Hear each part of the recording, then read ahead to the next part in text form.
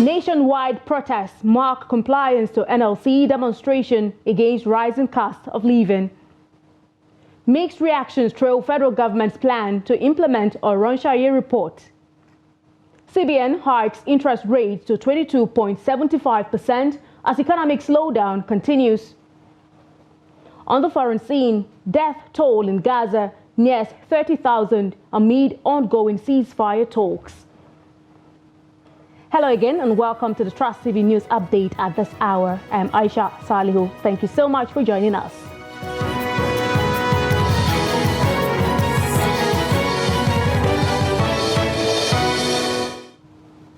We begin with updates on the nationwide protest and in the Federal Capital Territory, where the Nigeria Labour Congress and other organized labor unions, at the beginning of their two-day protest, addressed concerns over the high cost of living, inflation, insecurity, and general hardship prevailing in the country.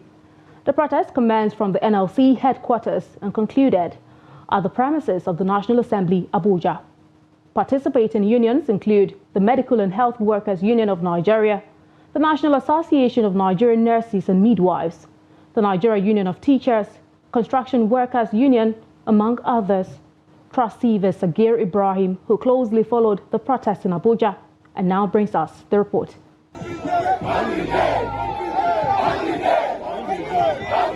These were the chants which rendered the air of the National Assembly premises as Nigerians in company of the leadership of the Nigerian Labour Congress picketed the federal parliament to register the concerns of millions of Nigerians currently facing hardship due to the economic situation in the country. NLC President Joe Ajaero, who submitted the letter containing the demands of the organized labor unions to the National Assembly leadership, decried the dire situation being faced by the average Nigerian citizen, a situation he says the NLC can no longer stomach. There is problem in the land. People are dying of hunger. People are dying of banditry. Insecurity is everywhere. Kidnapping is everywhere. You kidnap a poor man, you ask for millions. Where is he going to get the millions? The federal government should announce immediate measures to stop hunger. The Nigerian Labour Congress National Executive Council will meet this evening to review this situation. Having made this statement and taken it to the representative of the people all over the country, we have to meet this night to decide the next line of action. Receiving the letter on behalf of the Senate President, the chairman of the Senate Committee on Labour, Employment and Productivity, Senator Dickett Plank, assured Labour that all of their demands have been noted and they should look out for positive changes within the shortest possible time. Later on, negotiation will go on about the minimum wage. Resolution will be met. We are sensitive. Our leadership are restless to ensure that we mitigate the issue of hunger, the issue of unemployment, and the issue of insecurity. But all of us must be on the same page. It's my duty, it's your duty. We must all agree and work towards making sure that Nigerians are safe, Nigerians are not hungry, and Nigerians are secured. Deji Adeonju, a prominent right activist who also spoke with the media, described the protest as a means of bringing the president up to speed with the true situation of the country. He called for swift government intervention to prevent the situation from escalating beyond control. Sincerely hungry did the country, and government at all levels, whether state government, local government, federal government must cut costs. If care is not taken, the poor man will have no other option but to eat the rich in this country. Yes. You know, these people that are living here, that are feeling safe, this place, one day, if they don't make drastic changes about this country, one day this place will not be safe enough for them to even sit and deliberate. Meanwhile, another set of protesters were seen within the vicinity of the National Assembly. They demanded that President Tinubu be given time to address the issues raised by the organized labor. We are with the people, we are with President Bola Ahmed Tinubu, we are fully in support of the policies and programs so far implemented by the government. Let's give the government at least 2 years. Let's see the impact of these policies. If these policies are not positively impacting on the masses of our country, then we will collaborate with TUC, NANS, Youth Council, and every civil society organization to come out at the forefront to protest against the government. While delivering a letter to the chairman of the Senate Committee of Labour and Employment, the NLC president said that the National Working Committee of the NLC will be meeting later in the day to decide whether this protest would turn to a full-blown industrial action where we'd see the NLC and other members of the union down their tools, all in protest to the state of the nation and the state of the economy. From the National Assembly in Abuja, Sagir Ibrahim, reporting for Trust TV. Meanwhile, the Kaduna State chapter of the Nigeria Labour Congress has called on the federal government to reverse the fuel subsidy removal in order to ease the hardship Nigerians are facing as an aftermath of the implementation of the policy. The union said this while participating in a peaceful protest ordered by the national body of the union. Trust TV's Bello Musa, who monitored the protest, reports that the exercise was held under tight security in the Kaduna metropolis. In their hundreds, protesters stormed the street to participate in this peaceful protest against economic, security and other challenges bedeviling Nigerians after subsidy removal, which resulted to the persistent hike in prices of goods and services in the market. Let's just put the record very clear. There is a dilemma here. Whether threat from government or the reality of life we are facing, all of them are threats. And we have to choose the one that we align with. And for me, there is no gainsay the point we are making, except if the government in power today, plus the elite that are supporting them, just want to say they are insensitive to the reality on ground. We are saying there is hunger in the land, there is insecurity in the land, and people are not happy. These are the three messages.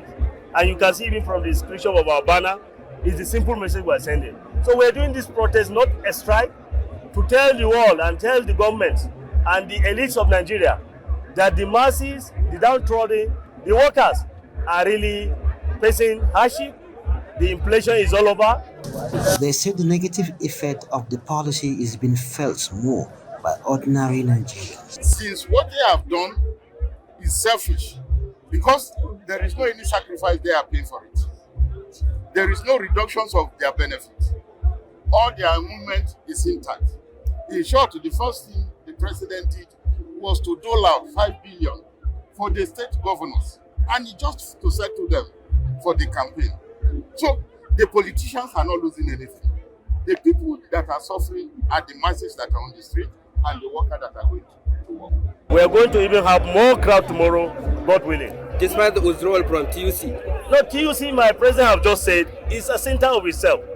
It's not a joint project. This is NLC. NLC is providing leadership, and we are not talking of TUC. TUC is a trade center, as my president has really said. They are on their own, and they have their modality. They have their mode of operation. The protest commenced from the NLC Secretariat, went through the State Assembly, and terminated at the Union Secretariat. Bello Musa, Trust TV News. Similarly, in Katsina State, the Nigerian Labour Congress and all its affiliates have joined other states of the Federation in protesting against the current economic hardship facing the Nigerians. The protesting workers were seen holding placards along Ring Road to Liafa Hotel roundabout, through Birmingham Housing Estate roundabout to NLC House, chanting solidarity songs. The workers want both the federal and the state governments to take measures aimed at easing the current economic hardship, pushing many Nigerians to the brink. The NLC chairman in Katsina State, Hamisu Yanduna, said the protest was in compliance with the directives given to all state chapters to come out en masse, to express their anger over the difficulties being faced by citizens. The NLC boss in Katsina blamed bad economic policies of the Tinubu-led federal government, which is impacting negatively on all ordinary Nigerians, irrespective of status, calling on all state actors to do the needful before it gets out of hands. Comrade Yanduna expressed dismay over the critical condition of civil servants, calling on the government to implement living wage that will guarantee decent livelihood to workers and other Nigerian people. Abdullahi Yamadi reports that Katsina residents are fully behind the NLC, blaming governments for being so adamant about the plight of Nigerians. The protest by the Nigerian Labour Congress over Nigeria's current economic condition has elicited mixed reactions. While the Labour Union claims it has acted in the interest of the masses, some Gombe residents have accused the union of worsening issues, suggesting it is better to seek alternatives than resort to traditional protest. Hassan Koli has details of the story. On Tuesday, the Gombe chapter of the Nigeria Labour Congress participated in the nationwide protest in solidarity with the other chapters to drive home the message that Nigerians are unhappy with the current state of affairs. However, some individuals expressed the view that the protests are symbolic and do not yield result in the long run. The NLC consistently assert that their protests are in the best interest of the masses. However, in my opinion, they often prove ineffective. I believe that the labor unions primarily benefit from such protests rather than people like myself. I have even heard that the president directed the release of tons of grains and grants for small-scale business owners, yet I have not received anything so far. For individuals like Usman Producer, the protest may serve as a means of addressing issues, but there are likely more effective measures to swiftly address the current hardship. While this protest holds significant importance for all of us as means to appeal to government to alleviate our hardships, the most effective approach to tackling the current economic situation may lie in implementing a price control policy. The Labour Union has reiterated that protests are the sole means to effectively communicate to the government the severity of the challenges posed by escalating insecurity and economic downturn affecting the lives and livelihoods of millions of Nigerians nationwide. Hassan Koli, Trust TV News, Gombe. More on the nationwide protest. The Borno State Police Command on Tuesday stopped the peaceful protest by the State National Labour Congress in Maiduguri over allegations that the exercise was hijacked by repentant terrorists. The anti-hardship protest, which started at 8 a.m. at the NLC Secretariat, was barricaded by security agencies, which prompted the leadership and workers of the union to hold its protest at the premises of the Labour Congress office. The state NLC chairman, Yusuf Inuwa, while addressing the workers, explained that the restrictions by the police followed intelligence report that repentant insurgents planned to hijack the peaceful march. The workers had planned to embark on a 2 to 3 kilometer walk around the metropolis. The nationwide protest by the Labour Congress is a result of the FG's failure to implement agreements reached last October following the removal of fuel subsidy. After our meeting, that night there is a privileged security report that there are some group of people who will join us when we go out. And that people, there is a report 2-3 days back that this repentance says because of hunger and they don't have anything to eat in the camp, it's better for them to go back to the bush. That is what they say. And there is a report, an intelligent report, that some of them are planning to join us in the procession, and at the same time, they were thinking they may plan something that would, in fact, touch our lives. We move over now to the southwestern part of the country, where the Oyo State chapter of the Nigerian Labour Congress on Tuesday took to the streets and major roads in Ibadan to voice their concerns over the current economic hardship faced by Nigerians. The protesting workers urged the federal government to take immediate and proactive measures to alleviate the hardship caused by the removal of fuel subsidy. Members of the NLC started the protest from their Agodi secretariat, marching towards Mokola roundabout with chants like Ebing Pawao, translating to "We are hungry." Governor Seyi Makinde later joined the demonstrators, appealing for patience and a peaceful exercise. We'll be on the streets today and tomorrow, and peradventure nothing is done. There may be an indefinite strike. I'm aware there is a meeting going on with the national leadership and the federal government. Let's see whatever comes out of that end. We are not interested in creating an unbearable condition, but things are tense already. We just have to let the government know. At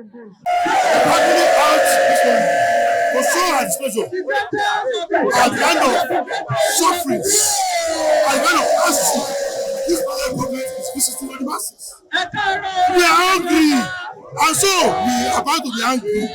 The education sector is depreciated daily. Lecturers are leaving the nation. The students are not passing their examinations. The teachers are famished. The workers are not paid. We are protesting because the people are dying. We are the voices of the people, and we are saying we need a system change right now. We have to change. I am begging you, this problem will be over. We had start riot in 1989 in this country. We know the end. What we want is bring everything that you think we can do in our state. Give it to me. We will sit down, look at it, and act in the best interest of our state. Away from the numerous updates on the NLC nationwide 2 days protest, and now to the cost of governance. 12 years after it received the Stephen Oronsaye report, the federal government on Monday approved the implementation of some of its recommendations to reduce the cost of governance. Consequently, 29 government agencies will be merged, even as 8 parastatals will be subsumed into 8 other agencies. In this report, Neil Sampson examines the diverse reactions from the public on the potential impact of the implementation. Since its formulation, the Oronsaye report was championed as a panacea to the huge size of government agencies and operations. The government's pronouncement has sent shockwaves across the country as concerns grew over possible job losses if the report is implemented 100%.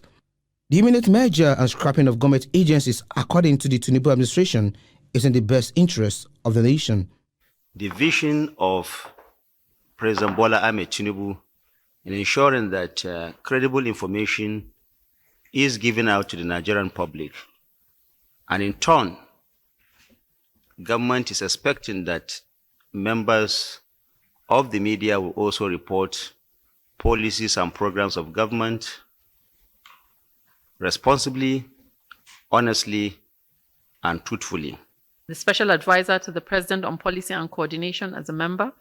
The 2 Senior Special Assistants to the President on National Assembly are members, and the Cabinet Affairs Office will serve as Secretariat. The committee would look at the administrative restructuring and also the legislative amendments required to ensure the full implementation of the recommendations. There are other aspects of recommendations that have also been passed to the committee to relook at. Writing to these developments, a public affairs commentator has described the move as unpopular but necessary for efficiency in government. Somehow, I think the understanding of the Oronsaye report is that there are so many agencies that have been duplicated that are doing the same thing. For example, and I say it, what is the role of EFCC? What is the role of ICPC? Generally, they're doing the same thing. And if they're doing the same thing, why can't they work together as one agency that is very strong and powerful, that have resources? Meanwhile, FCT residents have reacted to the government's consent to implement the report. This is actually affecting our economy because each department, each agency, there is always an allocation from the budget. And at the end of it, you won't see anything they are using these monies to do. You just, in fact, in most cases, some of these, they are moribund. They are just there just to assist somebody there, probably to favor one political ally or just to make sure that somebody gets something. It's good because the federal government will save about 240 something billion based on what I read from Oronsoi report. So it's good. Nigerians remain divided over likely impact and implications of the new move to streamline and cut costs of governance. Noel Samson, Trust TV News, Abuja. You're watching the news update on Trust TV. Still to come. Federal government advocates introduction of skills acquisition into school curriculum for human capital development. We'll bring you insights and details of this story and more after the break. Don't go away.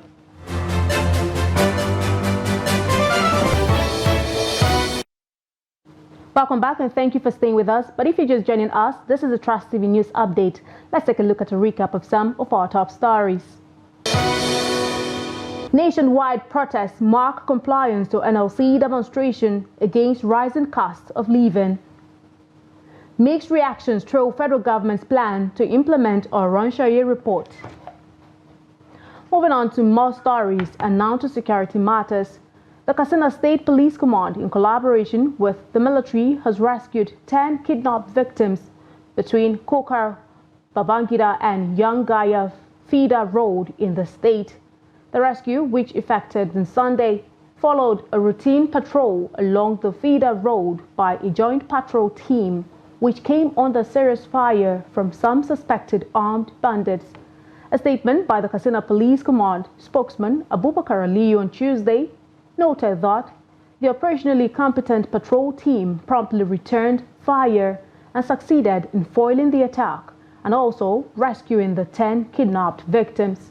The statement added that the State Commissioner of Police, Aliyu Musa, commended the officers' exceptional display of gallantry, urging the people of the state to continue supporting the command, as well as other security agencies in the state, with timely information for swift and decisive action against all forms of crime and criminality in the state.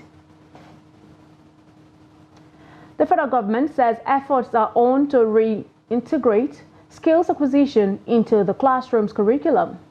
The Minister of State for Education, Yusuf Sununu, disclosed this while pledging support for the National Sowing Talent Hunt in Abuja. Trust TV's Habibat Ajayi has more. In a country where innovation and progress are a common phenomenon, government support, as conveyed by the minister, will further enhance the employability of young Nigerians and consequently reduce unemployment rates. Minister Sununu emphasized the importance of embracing homemade Nigerian goods and encouraged citizens to support local industries.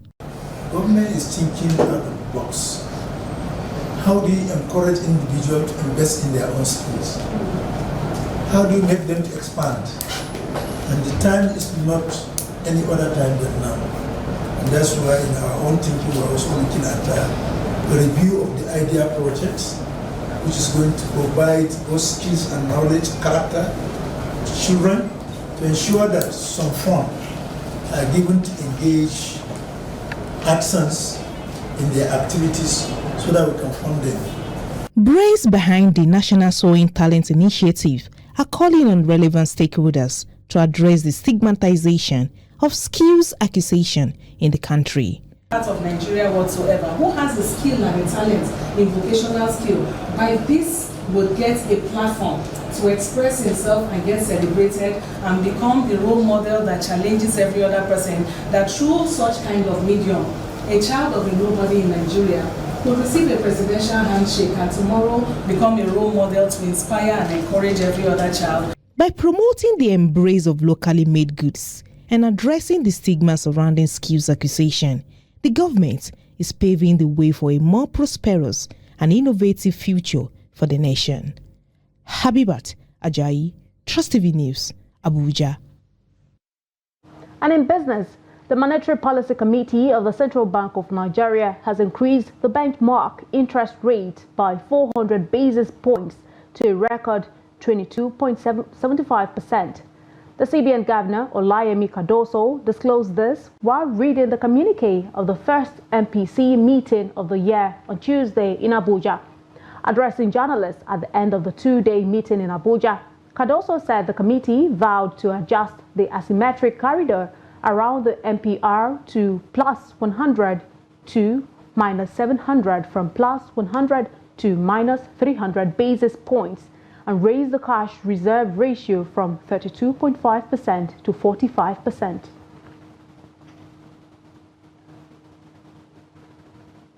Away from Nigeria, Gaza's health ministry says 96 people have been killed and 172 wounded in 24 hours. Meanwhile, Foreign Ministry spokesman Majid Al-Ansari says Qatar is optimistic that a deal on a ceasefire or a cessation of hostilities would be achieved before Ramadan, while United States President Joe Biden says he hopes by next Monday there will be a ceasefire to allow the captives to be released from Gaza. He added, there is a commitment from Israel not to conduct activities during the holy month of Ramadan, which would give time for the captives to be brought out of Gaza. President Biden said as well that this would create a dynamic that perhaps would lead to a longer-term solution. But significantly, too, President Biden was also strongly critical of the current Israeli government, describing it as deeply conservative and saying that should it remain in this nature, it will lose support around the world.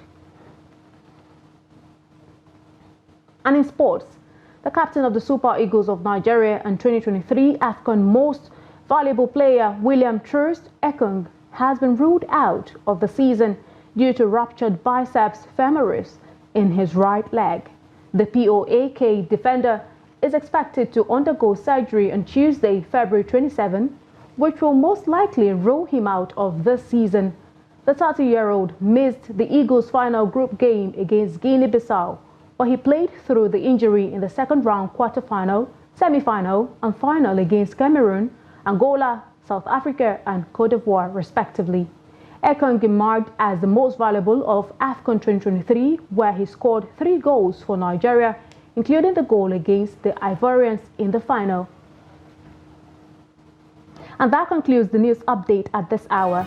But remember, you can always follow us across all of our social media platforms and also join our YouTube live stream for more news, programs, and documentary. I'm Aisha Saliu. Thank you so much for your time.